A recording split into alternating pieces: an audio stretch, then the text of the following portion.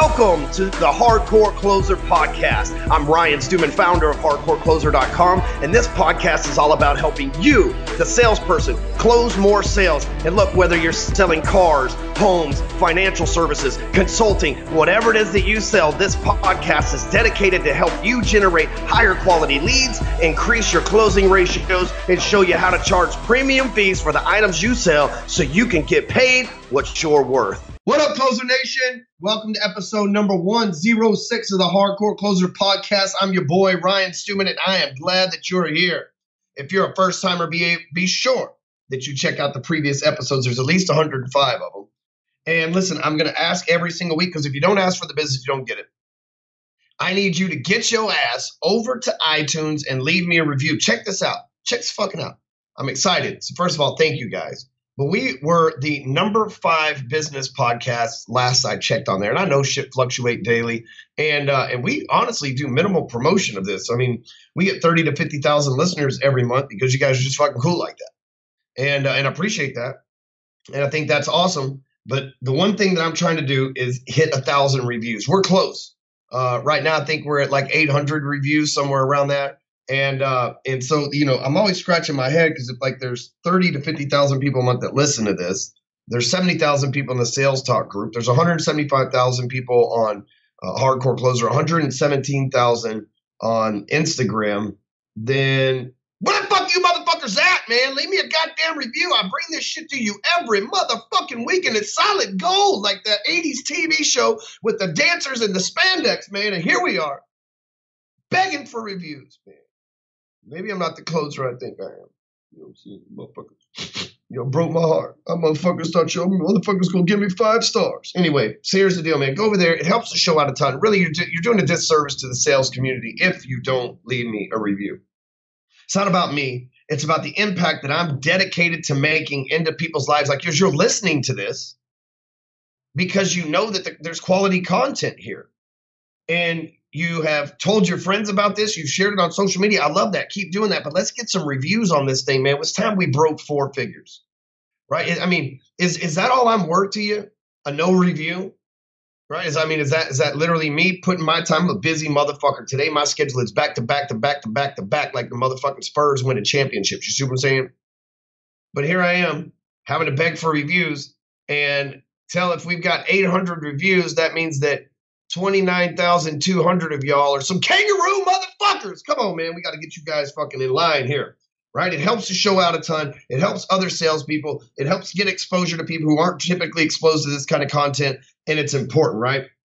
That's what really matters. It's not about my ego or my show or me having 1,000 reviews. It's about the impact of those 1,000 reviews on the sales community. I've got this goal to hit 300 million people, and I can't do it alone. I need your help. Here's one right here. It says The Best by Boss I Quit. I like that shit. This was March 2nd, 2018. It says 5 stars, hand down. Love his confidence. Thank you for the closer cards. We got a lot of people paying way too much out there for life insurance. Anyone in California needs life insurance, I'm your go-to guy. Call me at 559-381-8751. So if you're looking for life insurance and in California, and then hit them at 559-381-8751, right? See, I will leave me a review, and you don't even have to talk about Ryan Stewman. I can give a shit. I want to pitch your business on the air. If there's 30 to 50,000 people a fucking month listening to this, do you think maybe a couple people in California might call this person? Maybe, right? Maybe. I know that just 2 weeks ago, Jared Cole made a review on here, and he got about $3 million worth of insurance from me. I could be, if I lived in California, I might call this person because I might do life insurance, but I guarantee you one thing. If you ain't left me a motherfucking review, I ain't buying from you. How about that? All right. So let's talk about something real quick before we get into the content, because the content's going to be badass today. It's going to be a little different. But if you work in sales, which I assume that you do, you're listening to this show. One of the things that happens is from ages 3 to 7, the way that we learn is through flashcards, right? We learn multiplication, division, addition, subtraction, our ABCs, and a bunch of other stuff via flashcards. Well, when we get into sales, we learn by failing, right? We go out there, we talk to somebody, they tell us, fuck you, get away from me, get away from my door, don't cold call me. And we just have to learn how to handle objections by default. Well, I've created something called closer cards. And so they're flashcards for salespeople. And these flashcards for salespeople help you become a better salesperson, because if you'll just study these flashcards every day, there's 25 of them in a pack. If you'll just study these flashcards every day for a couple of months before you hit the floor, and it's a game changer for you. And so they're only $9.99. Like if you're in sales and you ain't got $10, you need to go get a job with Harold in HR, first of all. We'll send them to you free shipping and handling, right? I'll handle them. They'll ship them, and we'll give them to the shipping and handling part free. So it's $9.99. So for less than $10, you can get your hands on these closer cards. Where do you go to get them at? I bet you're just dying to know. You go to closercards.com. Get over to closercards.com and grab you a set of closer cards. And by the way, there's another little special offer that pops up, a one-time and one-time only offer that pops up after you buy the closer cards. And I highly recommend that you get on that shit too, okay? So let's jump into the episode, because this one's going to take a little while to get through today, because it is an important thing, and it's something that I live by, and something that thinking this way has changed my life. You know, there's a lot of people out there and they say you got to have a work-life balance, and it's true. And but balance doesn't necessarily have to mean even balance, right? The scales can be tipped on one side or the other and still be balanced. You know, as long as they're not tumbling over, they're still balanced, right? When you're on a surfboard, which I like to surf, when you're on a surfboard, your balance might mean your body moving forward or backward depending on the wave that you're riding and the size of the board that you're on. And so a lot of people think work-life balance means 50% balance, 50% home life and 50% work life. And that's not the case. Sometimes you need a little bit more work in your life than you need home life. Sometimes when your significant other, your wife in my case, might be saying that, you know, you're on the road too much, you might need a little bit more life balance. You might need to lean a little bit more towards life than work. So work-life balance is a constant tipping back and forth of the scales. And I'm going to teach you how to make sure that you're always tipping the right side of the scales. You see, because I'm a Libra. And so the sign for Libra, I'm not like an astrologist or a person that gives a shit about astrology or any of that shit. But the sign for Libra is scales, because we keep things balanced. And I think the scales are always tipped in one side or the other, but it is the time that you're tipping back and forth matters the most. So I'm going to give you 5 tips today, because that's how we roll on this show. 5 tips, right? 5. You got 5 fingers, Rosie and her 4 sisters. So we, Rosie Palmer and her 5 sisters, right? So we always have 5 tips for you. And so I'm going to give you these tips that have allowed me to have a better work life. Now, I'm going to give you this caveat first. I am not perfect. I do not have a perfect home life. I do not have a perfect work life. Every day I wake up and the motherfucking struggle hits me just like anything else. Every day I wake up and I am a full-on moron some mornings, and I'm a full-on genius other mornings. They say that geniuses often teeter between madness and insanity and brilliance. And that's me on a regular basis. You know, I have good days and bad days like everything else. I fuck shit up with my family and argue with my wife over stupid shit, and then have to spend 2 weeks apologizing and kissing ass and buying expensive gifts to make up for the dumb shit that I do. I fuck up and piss off employees and clients and shit. So I'm not perfect. And the reason why I say that's A, I want to be real with you. And B, I don't want you to look at me and say, well, Stewman's got a great life. That's why I'm going to, you know, take advice from him, because my life's just as fucked up as the rest of us. I've just figured out a way to balance it. Okay. Now I have a good life. I have a great life. I have an excellent life, but I do not have a perfect life. So I don't want you to listen to me here and you think, oh, this motherfucker, he just perfect, you know, and that be an excuse for you not being perfect, because that's not what I want from the show. I want to give you some insight on how you can have a better work-life balance, not a perfect work-life balance. So can I get you to agree with that? That you're not going to look at me and judge me like I'm up here trying to tell you that I'm better than you or that I'm perfect or anything like that. I'm just going to be real with you. So 5 tips for a better work-life balance. Number 1 is wake up early and work. You see, people always tell me, you know, there's not enough hours in the day to get everything done. It's like, what time do you wake up? Well, I'm usually up by 9. Get the fuck out of here. Get the fuck out of here. This morning, let me tell you, let me give you a real life, just today example. This morning, I woke up at 4:30. I looked over at the clock and I said, fuck, man, I don't want to get up. My wife, she's all over there. My wife is hot even when she's sleeping. You know, most chicks, they wake up first thing in the morning like, God damn, how the hell did I get married to you? Shit, you took your makeup off. You look like a fucking monster. Not my wife, boy. She is hot as shit. It don't matter if she hadn't showered in 10 days and sick with the flu. She's still hotter than chicken grease. You know what I'm saying? And I look over at her, and it's a little chilly this morning. It's about 43 degrees here in Texas, which, you know, to you guys up north, you're like, shit, that's summertime. But to us here in Texas, that's cold as fuck. And my wife, she's like a little space heater.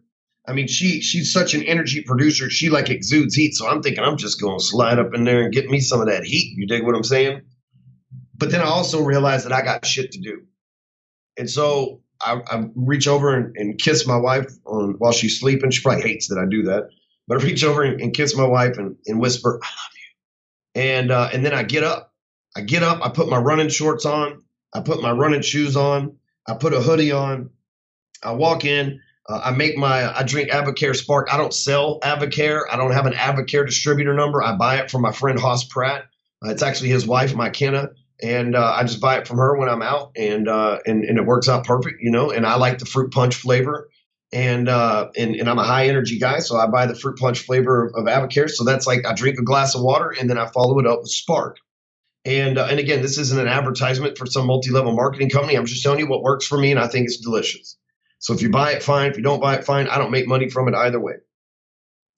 And so I wake up and I drink my Spark, and I know as soon as I drink my Spark, I'm going to be able to go and run. Now, see, I had surgery 3 weeks ago, tore some shit in my chest up, and haven't been able to work out. And now I'm a workout enthusiast. And yesterday they finally released me and said, hey, man, you can't do bench press. You can't do shoulders. You can't do snatches. Stay the fuck away from CrossFit, but you can run. And so, shit, that's all I needed, right? So, hey, I'm going to go on a 2.5 mile, 3 mile run this morning before I get to work and get some of this energy out. But while I'm drinking my Spark, I'm not just sitting there staring off into the distance, trying not to keep the back of my eyelids from reappearing over my eyeballs, right? And so I sit down in front of the computer and I check my messages for the day. First of all, I've got Eric Thomas going on in the background, giving me a little motivation.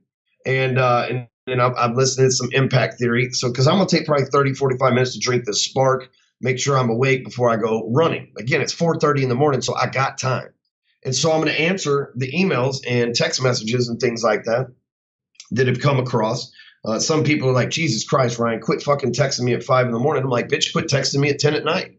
If you quit texting me at 10 o'clock at night, I'll quit texting you at 5 in the morning. If not, we got a Mexican standoff here. We're just going to have to deal with this shit. And so I wake up early. I start answering everything. About 30, 45 minutes goes by. I finish my Spark. I head out the back door. I lock the back door behind me. Turn the alarm back on, and I go for a run. I've got my headphones in. I'm listening to G-Unit this morning. And, I like the way she do it, put her back into it. When she drop it low with my 64, right? Like I'm listening to that kind of shit this morning. I like old school rap. This new mumble shit outside of Future drives me crazy. And even some of Future shit's starting to get repetitive. But I like that old shit,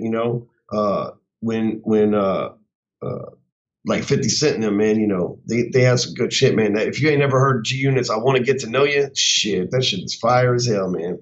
And so anyway, I go on this run. I get back in. It's about, let's say 6:30 by the time I'm done running.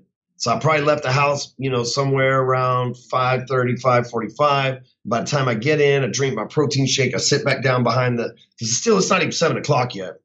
And it's Taco Tuesday. And so I'm going to go have tacos. The taco place don't open until 7:30 anyway. So I'm going to sit back down and see what other messages come in.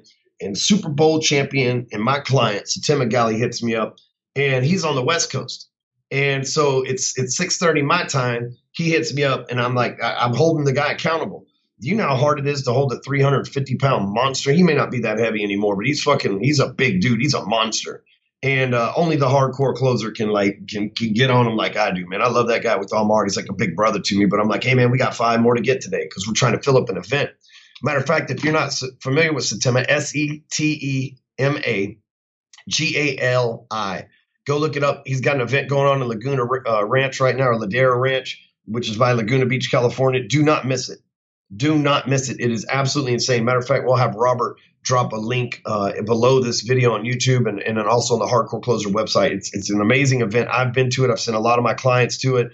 Hell, I've helped design the damn thing. So make sure that you get out there. And it's only a couple $100. So it's not like some $20,000 event or something like that. And you get to learn from a guy that won the Super Bowl with Tom Brady, right? Whether you like Tom Brady or not, like he was on the Patriots, they won the Super Bowl.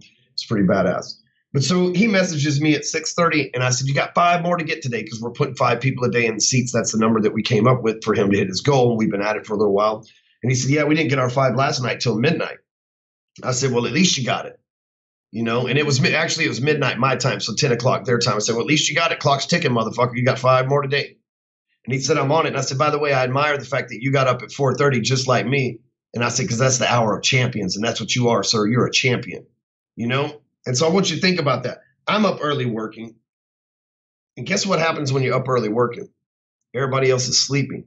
So all those emails that you respond to that you're afraid that you're going to get in some kind of dialogue, those motherfuckers are sleeping. So you get ahead of the game for the day. Unless you've got badass clients like Satima. And so I also know that my wife's asleep at 4:30, 5:30, 6:30. She don't wake up till about 6:45. And most people don't wake up till 6:30, 7:30, 8:30 in the morning anyway, right? My kids don't wake up till about 7 o'clock. So I know that from 4:30 to, let's say, 6:45 is my time. That's 2 hours and 15 minutes that I got to get ahead of everybody. And I got no distractions, no kids in the background, nobody yelling at me, nobody ambushing me, nobody asking me to make them breakfast, nobody asking me to give them some love, come kiss me, hug me, rock me to sleep. I got none of that stuff going on. That's my time. And if you do what I do and you are an assembly line process working machine, then I can get more done in those 2 hours and 45 minutes, hence working out, running, getting emails answered, getting text messages answered, getting direct messages answered. I can do all that within a couple of hours. By the time I show up at the office, I don't have to worry about none of that shit no more. I've already done it. My office is only about 15 minutes from where I work in traffic. I think it's actually 4.5 miles or 3.5 miles. It's not very far at all. But so the first thing that I do is I wake up early and work. So I'm depriving myself because I know that later on in the day when I get home, I got to sit it all down and be a family guy. And I'm going to get to that part too. So first thing I'm going to do is I'm going to wake up early and work. So right now, if you say there's not enough hours in the day, make enough hours in the day. You can sleep when you retire.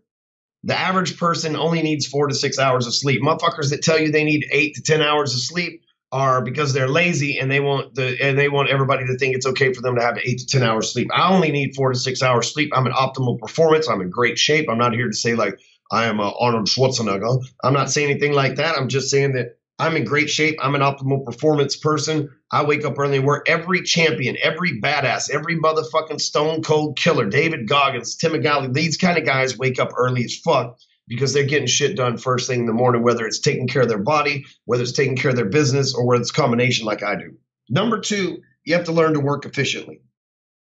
You see, so many people, I hear them every day, they just say, oh man, I'm just so busy. I'm just so busy. But then when you dig into what they're busy doing bullshit and they're not working efficiently.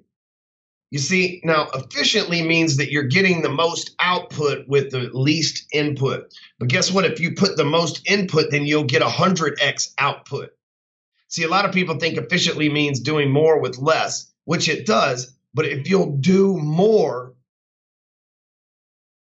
then you'll get even more. And it's all about working efficiently. And so, again, part of my efficiency is waking up early and getting all these things done ahead of everybody else. That's efficiently working. And so I'm going to skip straight to number 3 because it ties into working efficiently. The way that I work efficiently is everything's scheduled. I'll read you, for example, my schedule today. 9 a.m. is when I hit the office. That's when my schedule starts. Send 2 quotes out to major publications, Forbes, Entrepreneur, things like that.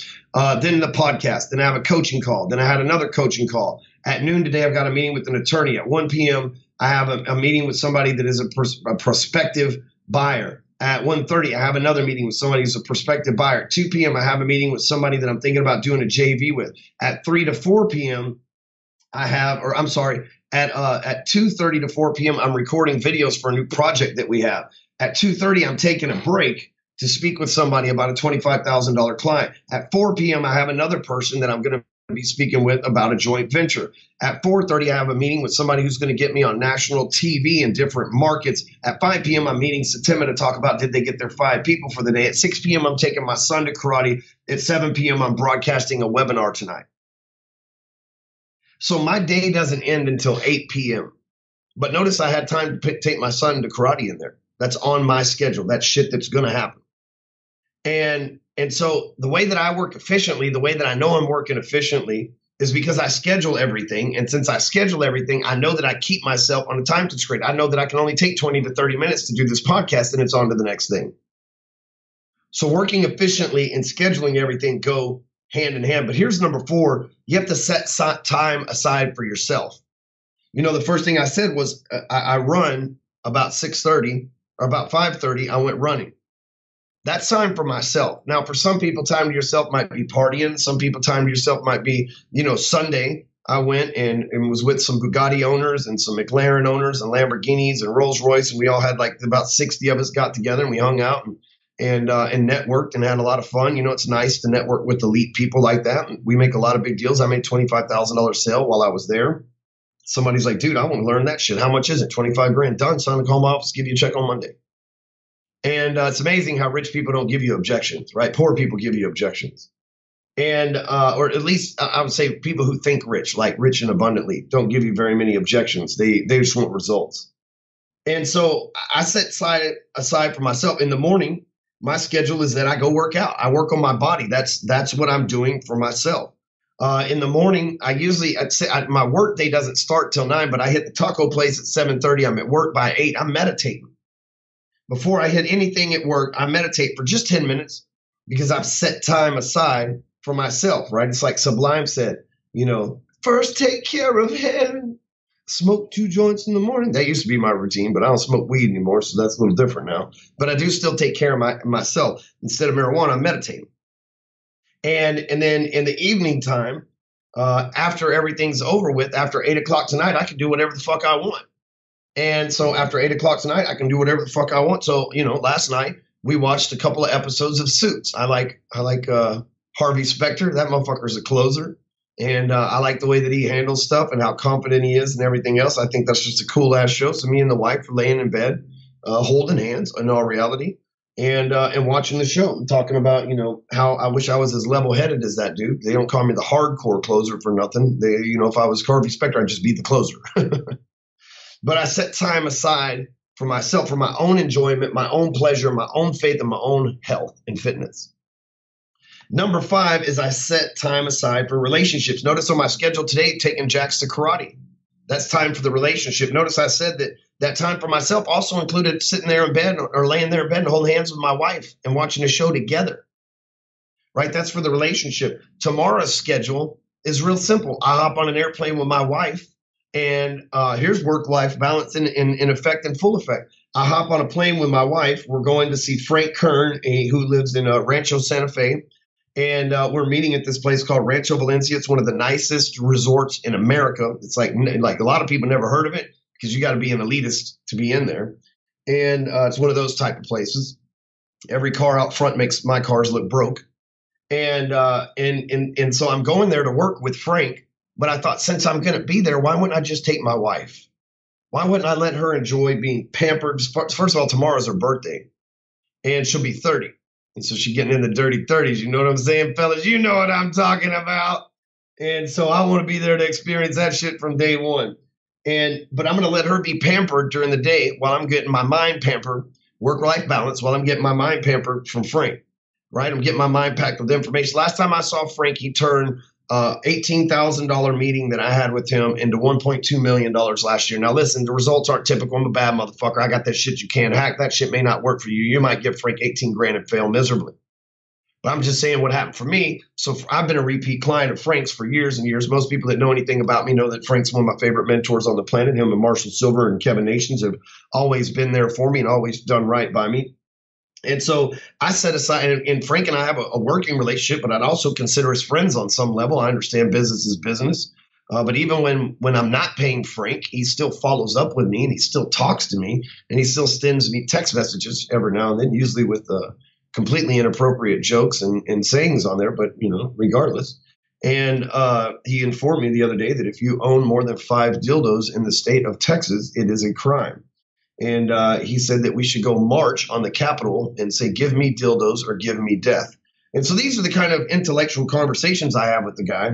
But I set time aside for relationships, so I got that work-life balance, right? I'm going to be in Rancho Valencia anyway. I might as well take my wife there. And so during the day, from 9 to 5, I'm working with Frank in the mastermind with people like Jason Hornum and Mike Reese and several other people that are going to be there. And I think there's like 5 of us all together, and then Frank, so that would make 6 of us. And then my wife's going to get pampered during the day, and then we're going to do husband and wife shit in the nighttime. You know what I'm saying? We're going to have a little wine and and enjoy each other's company.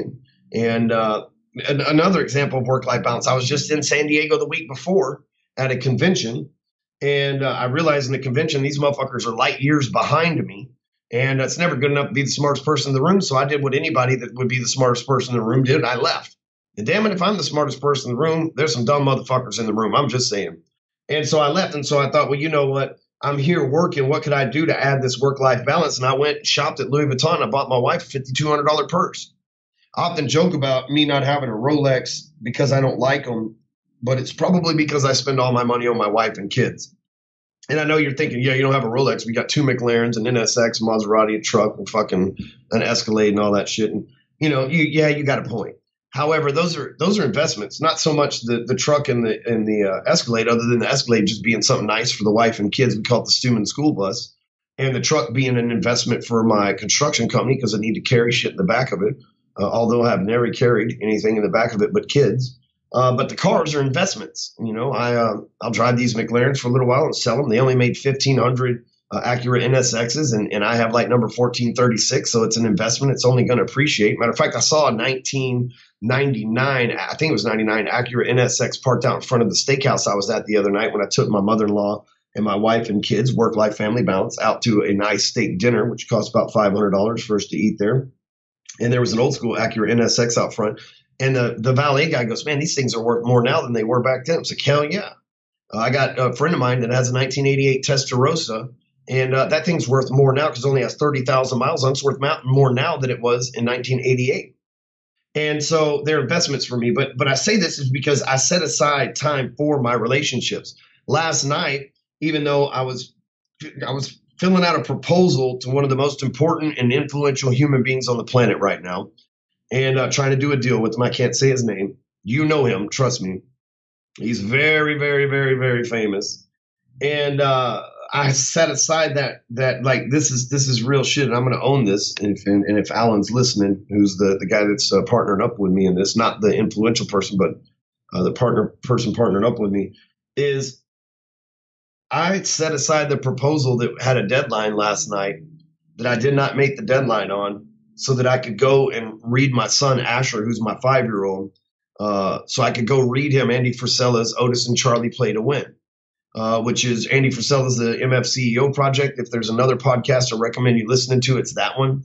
He's a lot like me. He's no bullshit. He's a lot more successful than I am at this point in his life, but he's a lot like me. He has a lot of fast cars. He runs a business that does a lot of business, and he's not a coach or anything like that, but he does do some motivational speaking, but he's got a huge vitamin company, which is a competitor of ours, and so I look up to him a lot because he's doing what I want integrity-driven nutrition to do. But I set aside working on that proposal to go up there and spend some time, just a little bit of time, with my 5-year-old, and then I happened to fall asleep with him. We read the book, and it's a great book, by the way, and you should get it and read it to your kids. It enlightens them to why they should always keep score and play to win. And then, as we were laying there, I fell asleep with him for about 20 minutes, and my wife came and woke me up, and I said, you know what, I'm just going to go get in bed with you, hold hands, and watch Suits. And I blew work off, which isn't typically my thing. And this morning, I got an email from this person, Alan, I won't say his last name, who was, what the fuck is my proposal at? It's like, man, you know what, dude? Like I tried to finish it last night, but it cut into family time, and I've been on the road so much lately. I just priorities, And so at 4:30 this morning, one of the things that I did, the first thing that I did was actually make sure that the proposal was done and get that out to him. And so I figure, day late, dollar short, it's better than never, right? If the Titanic arrived today and everybody was still alive, it'd be like, well, better late than never. I think they did that in Ghostbusters, actually. And so I set aside time for relationships. So here's the key to the work-life balance. It's real simple. Wake up early and get your work done. This will put you light years ahead of your competition because while they're hitting the snooze button, while they're sleeping, you're working on yourself, your business, or whatever it is that you decide to wake up early and get to work on. Number two, the work that you need to do needs to be efficient.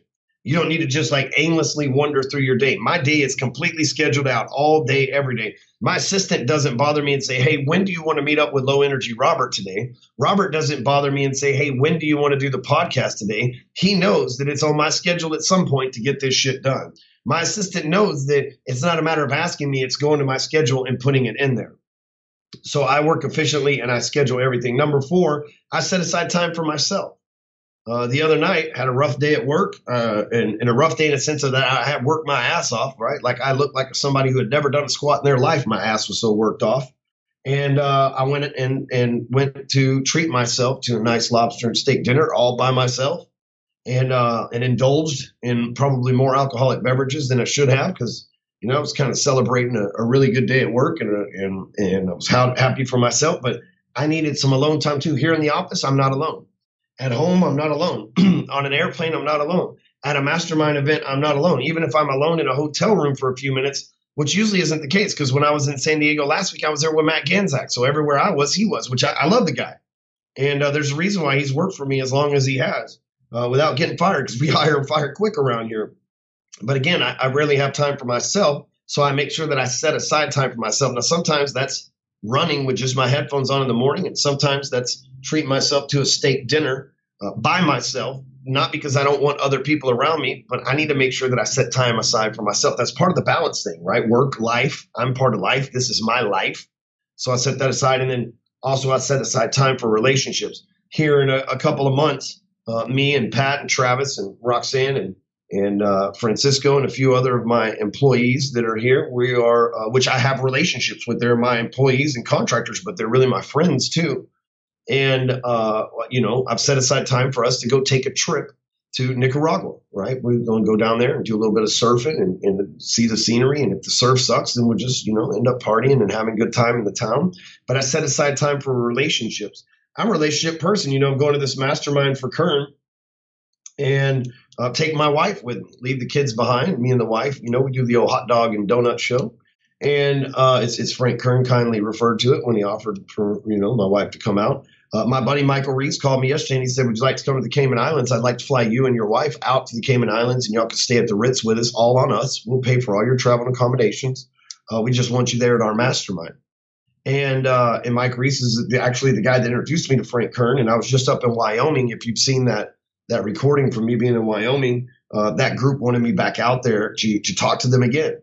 And which is rare because most people are so insecure that when I show up and steal the show, they're so insecure they don't invite me back. But not Mike. He operates from a place of love. And he's like, dude, I want you to give this to these people again, even harder and stronger this time. And so I set aside time for relationships. Say, hey, that's awesome. And my wife gets to come too. So again, we've got a work-life balance. And you might think, well, my wife works, right? Well, that's perfectly okay. Set aside time at home for her. See, what happens is most of us, we work all day, either from home or I've been guilty of this. This is why I got 3 failed marriages. I worked from home and I didn't know when to shut it off. My schedule never ended. My quest for fucking money never ended. My quest for success never ended. But now I know that it has to. And if I don't make time for Amy and my kids, then my kids will grow up to maybe disown me or despise me like I've done my parents. Or maybe Amy will be that 4th divorce. Man, I don't want to lose her, man. I love her that much. I don't want to lose my kids. I love them that much. So I make it a point to even have them on the schedule every Wednesday night. This Wednesday we're out of town, but every Wednesday that I'm in town, Amy has it on my schedule that we go out on a date. That's date night for us. We get in a black car and usually, a rented Escalade from Uber. And we go have a nice dinner and we drink and we be merry and we enjoy each other's company. And occasionally that shit ends up in an argument. You know what I mean? Like nobody's fucking perfect, but we set aside the time for our relationship. You see, so many people don't understand what leveling up really is. They think leveling up just means making more money. Leveling up just means getting better at your business. But leveling up has to be in 4 areas across the board or it will not work at all. If you don't level up in these 4 areas across the board, the force of average will settle in and you will be back to an average life because you can have all the money in the world, but if you're unhappy, that's average. You can have the biggest dick and the greatest relationship with your wife, but if you don't have money, you're back to average. because eventually she's going to get tired of eating ramen noodles and your dick too. Let's just be real. But it's faith, family, finances, and fitness. And when I say faith, most people think, well, Ryan, you're not religious. How are you over here talking about faith? What I'm talking about is faith in yourself. The internal faith. The faith that the voice in the back of your head is actually guiding you to your destiny as opposed to distracting you from what you're trying to do. You ever think of it that way? But those are the things that I think of often so that I can keep this work-life balance in the way that I do. And so I challenge you to think this week, where are your scales tipped? And where do you owe the people that you've tipped your scales against to balance it back out and tip it the other way for a little while until you've gotten it even? Look for that. Right now, you can go over to elevatortothetop.com. You can grab an audio copy of my book for just $1. $1 and you're in luck, son. $1, elevatortothetop.com, narrated by my homie Danny Galvez, a.k.a. the Ryan motherfucking Stewman guy. Elevatortothetop.com, audiobook, $1. You have no excuse not to go over there and pick that up. Listen, after you go through and you buy it for $1, there is an upsell for a one-time offer that is like unbelievable. You need to buy that too. You can get out the door for just a few more dollars with all sorts of awesome stuff. It's like almost as if I've just opened my front door and said, rob me, motherfucker. I'm cool. Give me $1 and rob me. Make sure you can get the show notes and everything else over at hardcorecloser.com. And listen, God damn it, leave me a review on iTunes, because if you don't, you're robbing the sales community of the same thing that you're taking advantage of. Don't you think somebody else deserves to hear the message that I delivered today? I do, and I'm pretty sure you do too. We'll catch you on the next episode, closers. Keep kicking ass, keep taking names, email addresses, and phone numbers, and let's go make some money.